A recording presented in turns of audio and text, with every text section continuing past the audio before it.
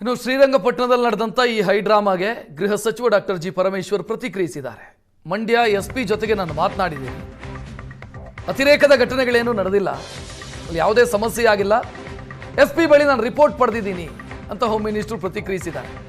ಪ್ರತಿ ವರ್ಷದಂತೆ ಮಸೀದಿ ಎದುರು ನಿಂತು ಭಜನೆ ಮಾಡಿದ್ದಾರೆ, ಪ್ರತಿ ವರ್ಷ ಹೋಗ್ತಾರೆ, ಈ ಬಾರಿ ಹೆಚ್ಚು ಜನ ಹೋಗಿದ್ದಾರೆ ಅಂತ ಮಂಗಳೂರಲ್ಲಿರುವಂಥ ಗೃಹ ಸಚಿವ ಪರಮೇಶ್ವರ್ ಮಾತನಾಡಿದರು.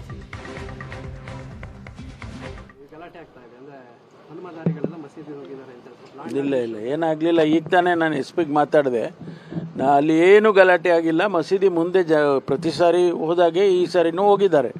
ಅಲ್ಲಿ ಒಂದು ಪದ್ಧತಿ ಇದೆ, ಅಲ್ಲಿ ಹೋದಾಗ ಮಸೀದಿ ಮುಂದೆ ಕೂತ್ಕೊಂಡು ಭಜನೆ ಮಾಡಿ ಮುಂದಕ್ಕೆ ಹೋಗ್ತಾರೆ. ಆ ಸಂದರ್ಭದಲ್ಲಿ ಹೆಚ್ಚು ಜನ ಸೇರಿದ್ದಾರೆ. ಅದನ್ನು ಅವರು ಪೊಲೀಸ್ನವರು ಆಯ್ತಪ್ಪ ನಿಮ್ಮ ಸಮಯ ಆಯಿತು ಅಂತ ತಳ್ಳಿ ಮುಂದೆ ಕಳಿಸಿದ್ದಾರೆ ಅಷ್ಟೇ, ಬೇರೆ ಏನು ಗಲಾಟೆ ಆಗಿಲ್ಲ. That is the report I got from S P directly. ಹೌದೌದು, ಅದೇ ರೀತಿ ಮಾಡ್ತಾರೆ.